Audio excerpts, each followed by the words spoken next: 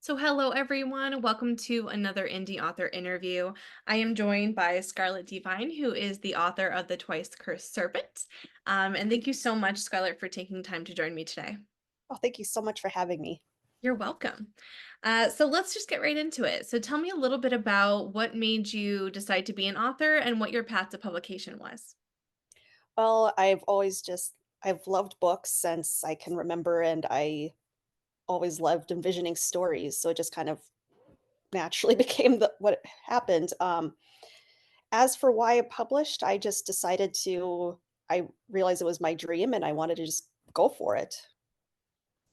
And how did you kind of like find out about like indie publishing? And did you ever, query and try trad? What was that like for you?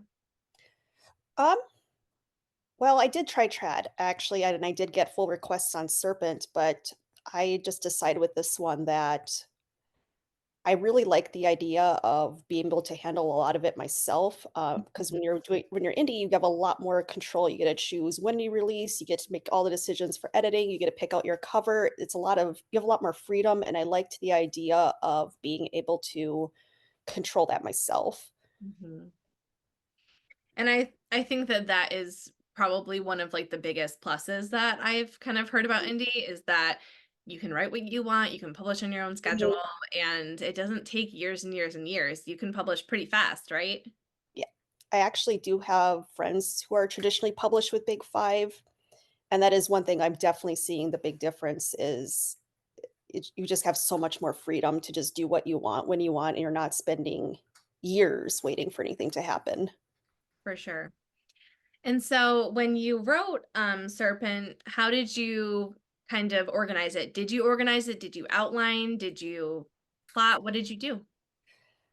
Well, I always have a working outline in my head. I tend to have the big plot points mapped out, so I knew how the series was going to end when I wrote book 1, but I didn't have the details worked out. I tend to let those come more organically because sometimes I can like that's how I get my twists that my readers love is I can just kind of let things happen. So I'm not really a pantser, but I'm not a plotter either. Mhm. You're kind of just you're Scarlet. You just write how you need to write for it to work. I always make sure to have an end goal because that way I can keep the plot tighter, but I don't like to like I know where they're going to end up. I just don't know how they're going to get there. Mhm, mhm. And so how do you kind of choose like where to end in a trilogy, right? Like how do you choose like where to end? Like does it feel like natural and organic that it comes to you or is it more do you put like have to put like more thought into that? Well, Serpent has a very set ending. Like once you hit the end of Serpent, like Kaisa's story is done. Um, yeah, as for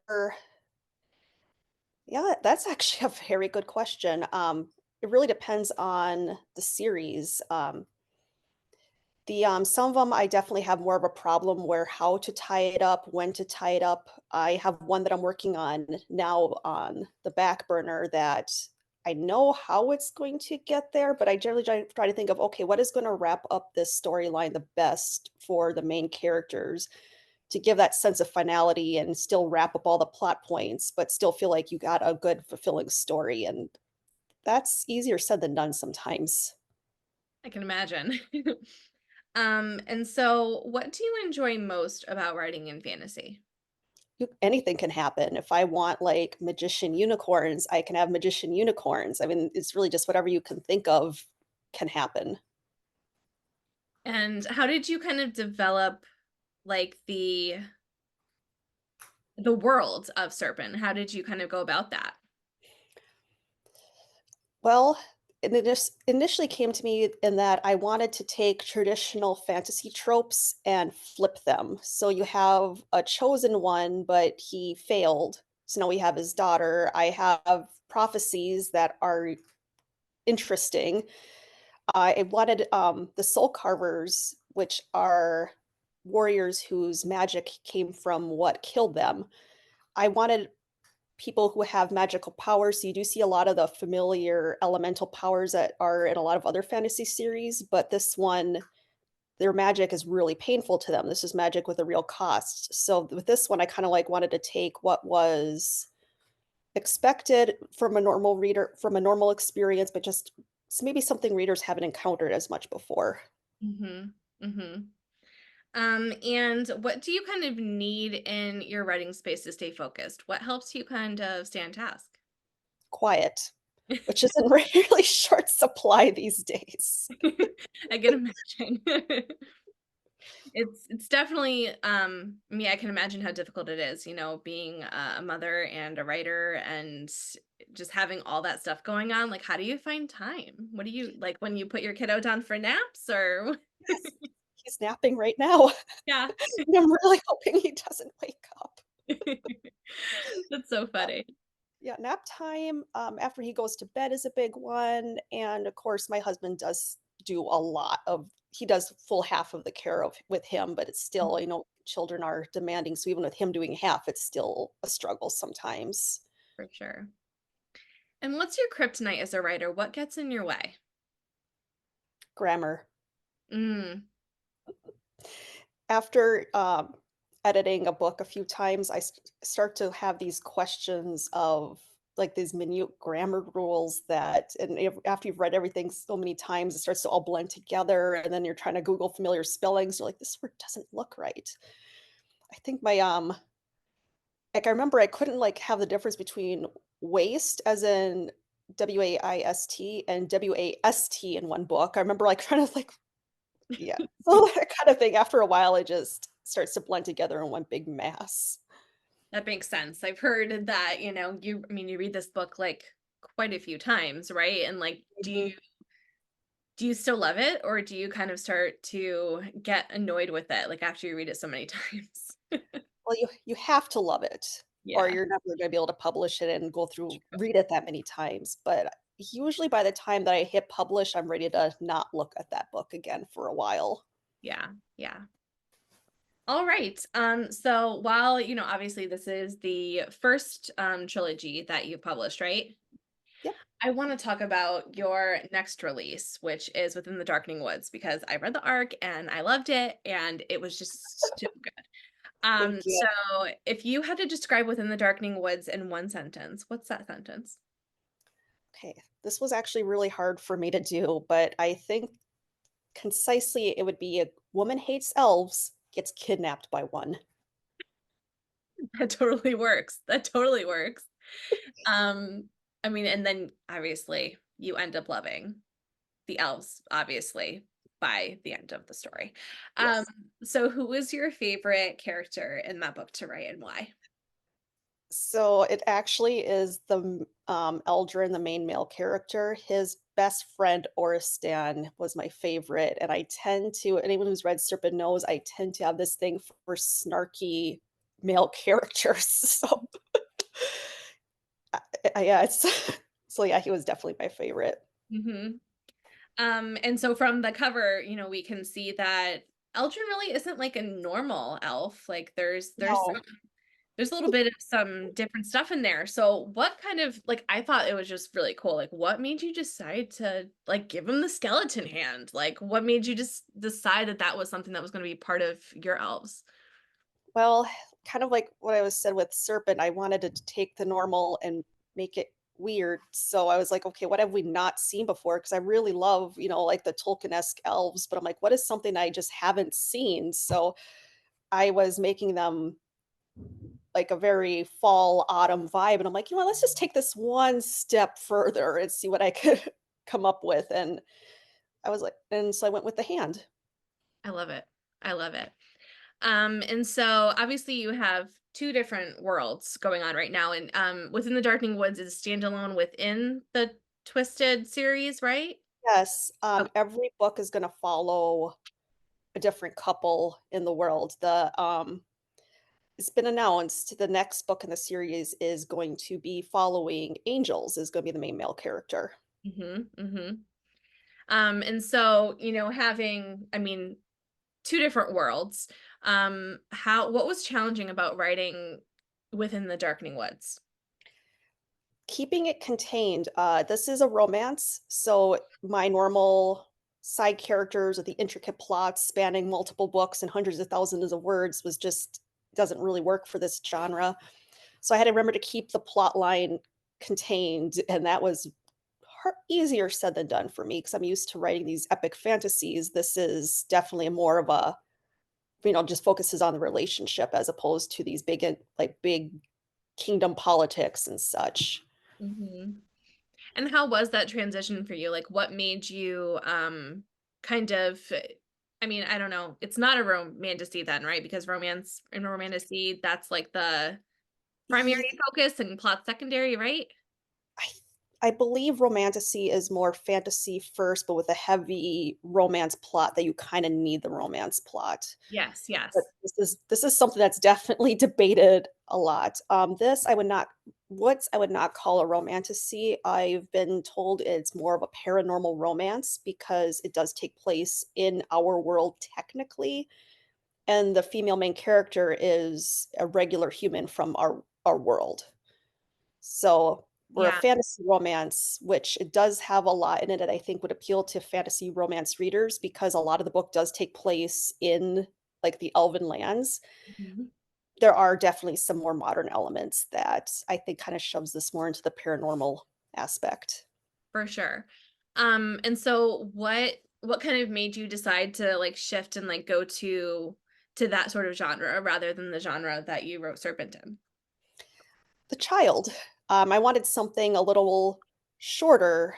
These books do tend to be short. I wanted something a little shorter to work on and focus on while my child is young. Because Serpent, I loved working on it, but that was hard to do with a Mhm. very young child and keep everything straight through multiple books. I needed to take a little mental breather, and I needed something that I could put out on a more consistent basis that, instead of making my readers wait 2 years for a book, Mhm.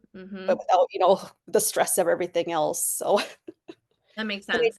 and I do read and love the genre too, so that definitely helps. Awesome. Awesome. Um and what is your favorite scene or quote from Within the Darkening Woods? My favorite one, I think, is Eldrin when he says that if she wanted to be mine, she would be, no matter the devastation. I think that kind of encapsulate his personality and how he kinda just well, you'll see, but he goes through some pretty big changes in the book. Mhm. Mhm. Um, and is there any I know you have obviously the beautiful cover, that's done with art and such, but is there anybody that you picture as your main characters that is like an actor actress model that kind of exists in the world? Okay, this is really going to date me, um, but for her, I would say probably, like, Sophie Turner. Sophie Turner's got that nice kinda just gives me reminds me a lot of her. But for Eldrin, young Orlando Bloom. This is as I said, it's really gonna date me. I love Orlando Bloom. I'm like, okay, it's gonna like Lord of the Rings Orlando Bloom? Yes. Okay. I was, like, 12, 13 when the first one came out. Yeah, yeah. I love both of those fan casts. Like, I love that. So, like and I love, like, doing the interviews and then, like, going and reading the book again because, like, then, like, I have something, like, in my head to, like, picture, so I totally have to go back and read it. Okay, so let's go to the next part, which is just, like, some fun questions, things that I would, wanna know and kinda getting to know somebody. So, other than reading, writing, and taking care of your child, what are things that you enjoy doing in your free time? I garden. I have a Well, lot of gardens. We moved to the middle of nowhere, bought acreage, so that's if I'm not reading, writing, or working, taking care of the kid, I'm out in the garden. that's what I wanna do. Like, I want chickens, and I want to, like, be self-sustaining, like, and do all that, but my Yeah. husband said, "Not here." 'Cause I mean, we kinda live, like, in the country a little bit, but, he said, "No chickens," and I'm very sad about it because I just really want chickens. We are thinking about it because chickens eat wood ticks, and that is would be much appreciated right now. Mhm. I know, I was just talking to somebody about, like, how, like, ticks are crazy this season. Oh, Um, they're bad. They're really so bad. so what do you grow in your garden? Now I'm just asking for Oh, myself. yeah. What am I not growing? The vegetable garden, I'm trying so my husband dug me out a new garden this year that is massive. It's bigger than my first apartment, and I'm trying a bunch of things. So right now I've got potatoes, tomatoes, onions, leeks, squash, watermelons, peppers, kohlrabi, kale. I'm trying to think of like what I accidentally bought 8 eggplants last night. I thought they were cucumbers. Oh, I came inside and I told my husband, I was just like, "What is the last vegetable you want me to have 8 plants of?" And yeah, he oops. Because Funny. who needs 8 eggplants? Let's put That's a lot. I mean, you're gonna have to make, like, a lot of fried, like, eggplant or something. Yeah, I don't know what I'm gonna do with all of them, give them to the neighbors. Yeah, yeah. That's what I did when I had, like, so much like, our cucumbers grow like crazy, and, like, that seems like the most fruitful plant. I don't know why. We're trying celery this year, and I'm trying That's a good one. pumpkins, and I'm trying, strawberries, and I haven't tried those yet. So, I'm like they're planted and, like, they look like they're doing okay. So, I mean, it's always exciting, like, to be able to, like I think growing your own food is just so cool. Like, I could never do meat, though. Like, I could not, like, raise cattle and pigs and have that I couldn't do it. Yeah, What an amazing. I was around my in-laws when they raised and butchered their chickens, and no, No, just for no. us, that's it. Um, and so this is my favorite question of the whole interview, and I have my pen and my pad out. What are some authors and books that you would recommend? So if you liked Serpent, Yeah. Haley Jade has a book called, Her Dark Reflection. That one I am shocked has not more people don't know about it. Yeah, it's got my favorite everything that I love, like romance, the court intrigue, like fun twist on a fairy tale. Definitely, if you're a fan of Serpent, I would definitely check that one out. What about paranormal romance since that's what within the Darkening Woods? Is? Oh, this is giving me such bad flashbacks to an interview that I had for my job after school, and the interviewer noticed I have an English degree and asked me what my favorite author was, and I could not remember an author for the life of me.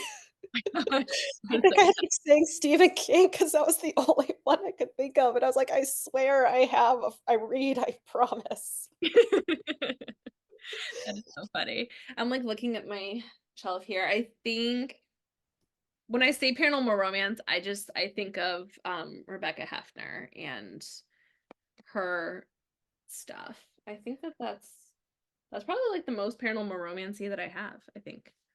Yeah, this again is going to date me, but I really loved the, series that True Blood was based off of. I think I read all of them, like, back when they came out in the mid-aughts. I think it was the mid-aughts. I've never I've never seen the show, but I've heard it. I've heard people like it. It's like a adult like Vampire Diaries sort of thing. Yeah, yeah, Ah, the first sea especially if you're a fan of the books, the first seasons were a lot of fun. cool. Cool. I'll have to check out the show and that. Um, if you were to give advice to an aspiring author or a younger you, what would you say to that person? Just start writing. There's so many things that your mistakes you're gonna make in your writing that you basically just need to write a lot to Mhm. get over that. Before I published Serpent, I wrote a horrible fantasy series that is 5 books, and I Mm. wrote all 5 books.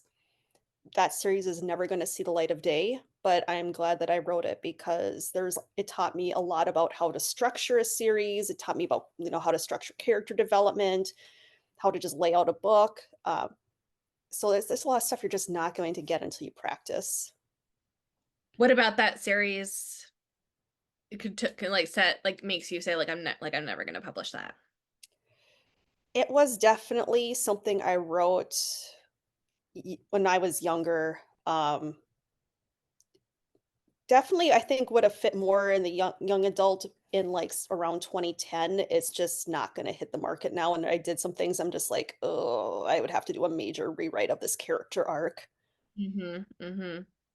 And I mean, I think when you say like writing, writing and writing and writing, like you kind of start to learn about like your style and Mhm. what works for you, like you said, like structure, knowing how to structure a series and such. Like that must be like so difficult, especially like beyond a trilogy. Like I can't imagine like having to structure that. Like it just seems that there's like a lot.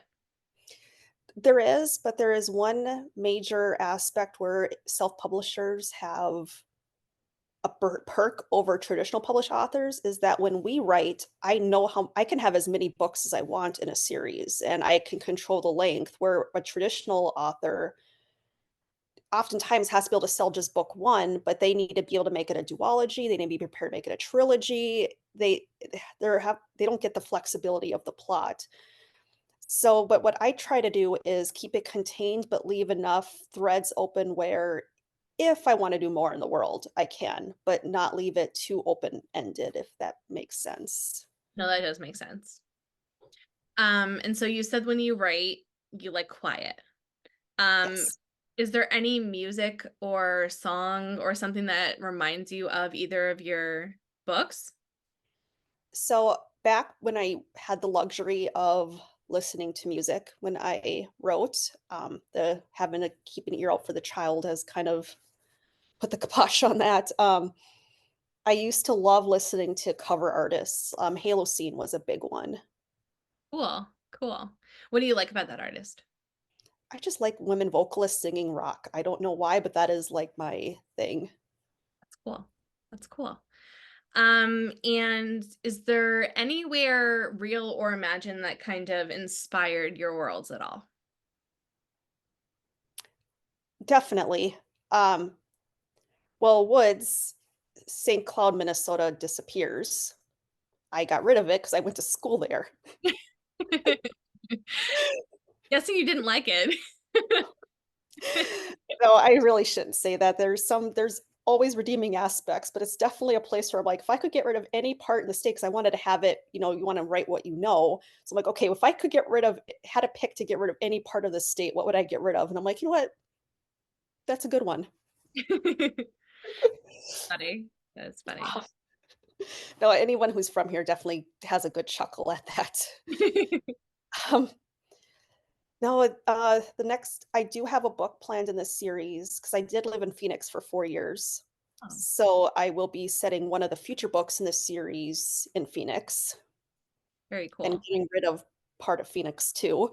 Um, the yeah, I couldn't say that like I've traveled anywhere specifically to do research for a book, but I mean, do travel. It always influences to a point. Like when I went to the Rocky Mountains, that it helped influence the Burning Hand.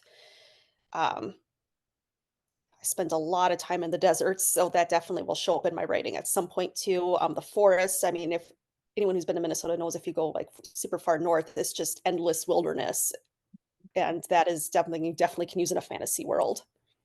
Cool. Cool.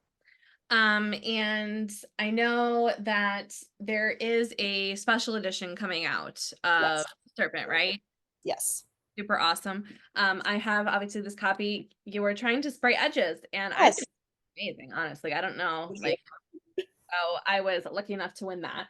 Um, but do you have any signings or any events or anything coming up? Not this year. Um, Next year, I'm in the works to hopefully get something put together. The thing about these bookish events that people don't at least I didn't realize until I started looking into it, you have to, like, have your life plan 2 years in advance, Mhm. and with the toddler oh, hey, Willie. In the cat. Um, I just haven't been able to it's harder for me to get away on weekends if I have to go and travel across the country, so I do hope to start doing more of those starting maybe next year, but as of now, I don't have anything scheduled.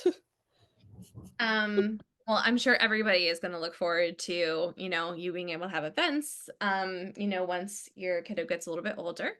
And so the full trilogy is out now, correct?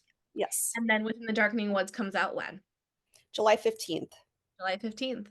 So we are not going to have to wait too long, to get your lovely news story that you have coming out.